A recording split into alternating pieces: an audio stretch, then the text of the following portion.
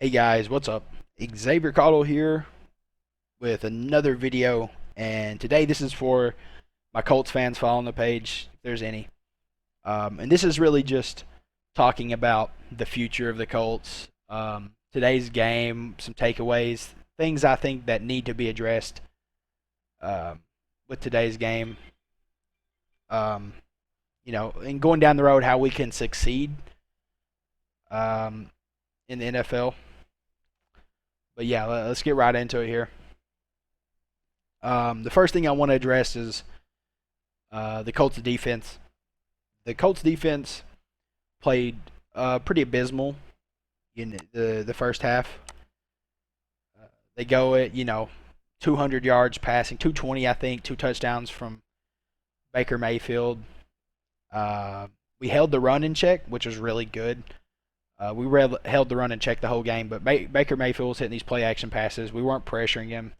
He was getting out of the pocket. He was hitting people down the field at the intermediate range and really lighting us up. But we go in second half and we make the proper adjustments for what we're supposed to do. We end up getting two interceptions on Baker Mayfield.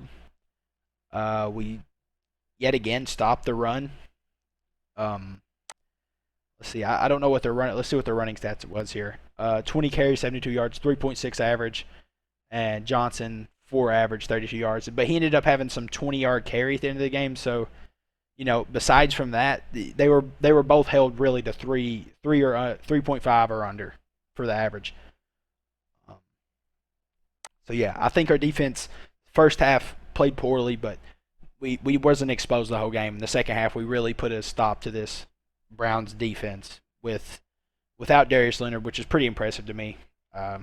He's definitely the biggest play linebacker in the league. Losing him's always going to be an issue, but the way the Colts played today gives me hope for the future for sure. Um, the next thing I want to address is Philip Rivers.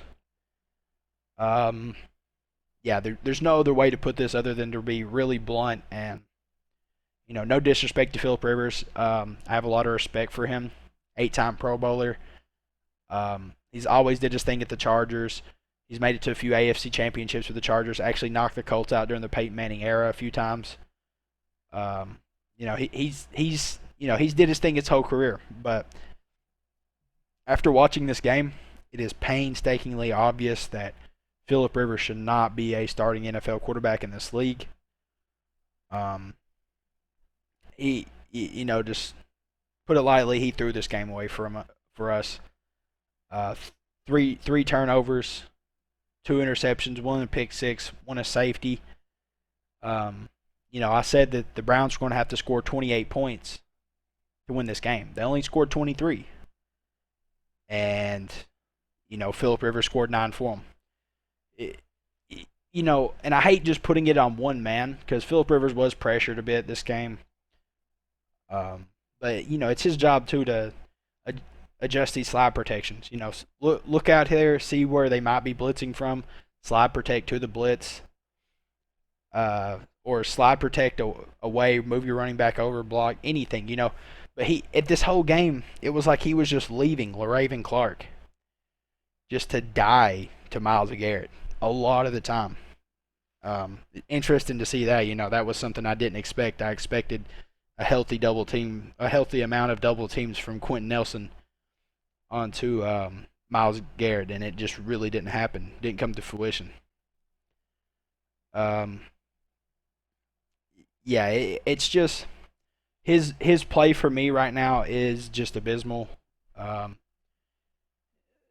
and it's in every aspect. He has no movement in the pocket. He can't move around. He is the most he has the least mobility of any quarterback in this NFL that is starting right now, less than Tom Brady. He has no arm strength. He can't move a ball down the field. Every pass he throws that is 15 yards or less, like rainbows. It's like he has no zip on the ball in any way, shape, or form.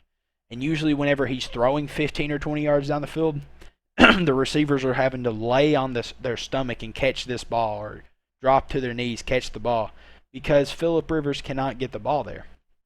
Um, And I was kind of a big advocate for Phillip Rivers at the start of this season. I thought Phillip Rivers was going to be a crucial part to this offense and coming in and really keeping us on schedule and being a good game manager for us. And he's just not doing that. He's doing the opposite. Both losses we have right now are on the shoulders of Phillip Rivers.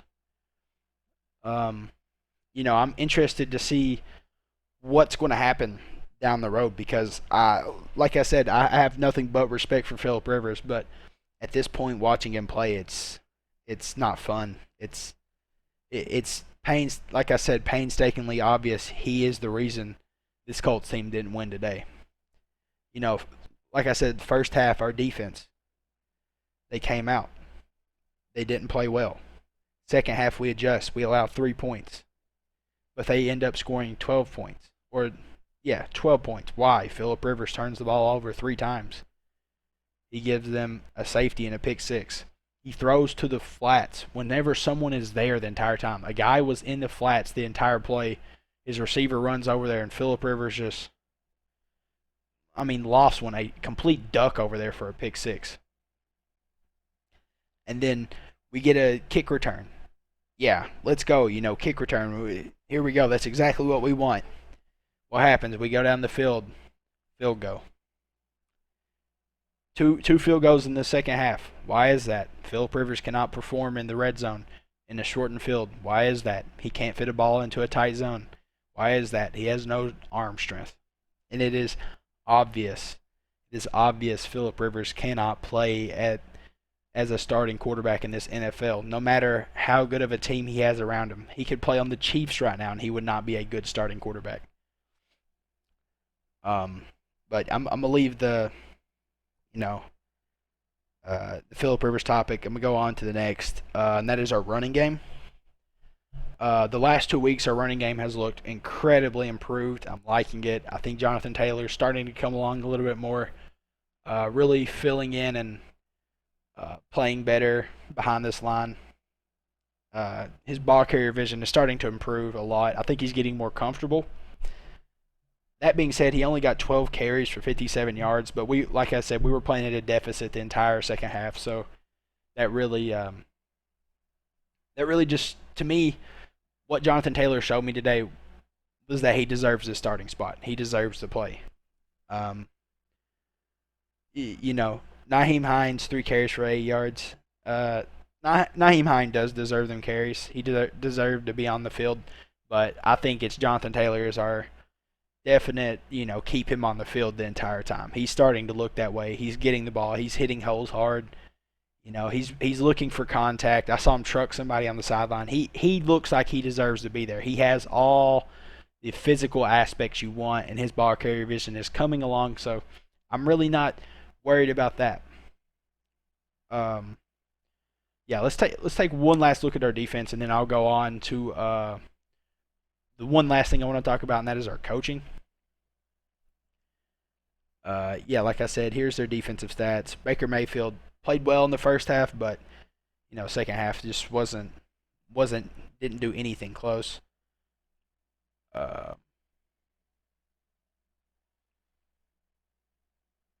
was I going to say? Yeah, they had 1 sack the entire time. They did have a good amount of pressures in the first half, but the second half is on the lighter side of that for sure. You know, actually, I'm gonna do it a little bit different. I got 2 more topics I want to talk about. One is our offensive line. The second one is our coaching. Really, Frank Reich, not really coaching in general. Matt Eberflus has definitely showed that he is probably going to be a long-term defensive coordinator on this team. But yeah, our offensive line. Let's talk about them for a second. And Phillip Rivers kind of ties into this topic a little bit. But our offensive line play, people are like, oh, our offensive line just isn't what it is last year. Blah, blah, blah, this, and that. Our offensive line didn't have some magical regression for players since we have, 4 starters, 28 years or under, and 3 of them are 25, 26 years old. Costanzo was out, but our offensive line is absolutely still getting push. We were on a 3rd and 1, 4th and 1, and we got 2.5 yards of push. Like Jonathan Taylor didn't even have to find the hole. He just went. He just kind of stood behind Mark Lewinsky and just walked 2.5 yards for the first down. Um, we're still mean up front. We're still nasty. We're still we are a great offensive line still, but they had pressures because LaRaven Clark was left on an island against Myles Garrett, and Myles Garrett was getting back there and disrupting our pocket. A little bit of that blame still, like I said, falls on Rivers. Why? Rivers is the one that is supposed to be calling these slide protections, supposed to be recognizing where the pressure is going to come from. When he sees Myles Garrett one-on-one with this rookie, he should say, all right, slide our line left. Let Quentin Nelson help. Let him double team. Or move your running back over. Let your running back hit this left tackle. And if they're bringing the blitz, find your hot man. It's the simple things that he's not doing to protect himself from this pass rush, this Myles Garrett, best defensive lineman in the league right now, that he's not doing. People are really saying, oh, this offensive line just isn't the same from last year. And I would just have to disagree. I think our offensive line play is still phenomenal, to say the least. And at least, if you don't want to call them phenomenal, you can call them great. They're not bad. They're not average, like people are trying to say. Jonathan Taylor's had all kinds of room today, and he was finding the holes. He was getting upfield. He looked great. Last week, he looked the same. Or looked a little bit less, but I think it's just because his ball carrier vision is coming along. I think having no Marlon Mack's really kind of hurting us right now. It's just, I don't think Jonathan Taylor was ready to take the reins over. I think he needed more time to really acclimate to this system and figure out what he needed to do. But he's getting there on a weekly basis. Yeah. So, next topic, last one. Frank Reich. And after this game, I saw people saying the least of our worries, or the least of their worries was Phillip Rivers, and their biggest worry was Frank Reich. And I'm going to have to say now, that is an idiotic statement, to say the least. Any person that knows or has watched this Frank Reich system and watches his play calling and sees what he does, it is just very obvious, and this Phillip Rivers ties right back into it, that he has zero confidence in Phillip Rivers. He has no want to, or nor will he let Phillip Rivers loose at the intermediate or long range level, because he knows the result, an interception, or bound to be an interception. He is incredibly limited in his play calling offensively. He's trying to be really creative, and if he's not, he's just being super conservative because he understands our quarterback right now cannot throw the ball 40 yards. Last year, people said, oh, last year we were disrespected in the run game, but it's not like this. Like, people are legitimately putting an extra man in the box. They're playing their safeties up at 11 yards, 10 yards, because they don't care about Phillip Rivers' arm. They think they're literally putting these linebackers in man coverage against some of our best route runners, and Phillip Rivers just cannot get them the ball consistently. He can't do it. And it is just allowing these teams to stack a man in the box. It's allowing teams to just really disrespect our passing game when we have Zach Pascal, second-round pick, who's very talented. We have T.Y. Hilton, one of the most talented receivers the NFL's seen in the last 10 years. We have Jack Doyle, who isn't incredibly fast, but he is a strong, able-bodied possession tight end. We have Mo Alley Cox this year, who's having a coming-out party looking like a beast. And Phillip Rivers cannot beat man coverage against linebackers because his arm will not allow him to. Previous Phillip Rivers 2 years ago, absolutely he could do it. This year he can't. Last year he couldn't. And I too made this argument that Phillip Rivers last year could not do anything because of his offensive line, which was true. The second worst or third worst offensive line in the league. But he looked better last year. His footwork looked better. He didn't look Like this year he just looks like he has regressed to the point where he cannot play.